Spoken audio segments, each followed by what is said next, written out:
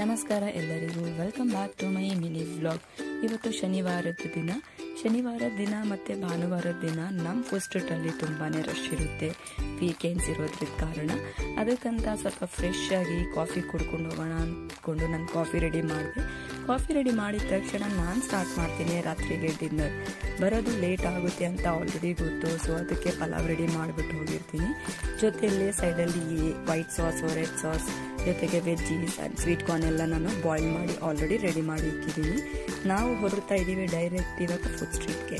So food ಸ್ಟ್ರೀಟ್ಗೆ ಹೋಗಿ ಅಲ್ಲಿ ನನ್ನ ಸ್ಟಾಲ್ ಅರೇಂಜ್ ಮಾಡಿ ಕ್ಲೀನ್ ಮಾಡಿ ದೆನ್ ನಾನು ಸ್ಟಾರ್ಟ್ ಮಾಡ್ತೀನಿ ನಮ್ಮ ಡೈಲಿ ರೂಟೀನ್ ಪಾಸ್ತಾ ಸೇಲ್ ಮಾಡೋದು.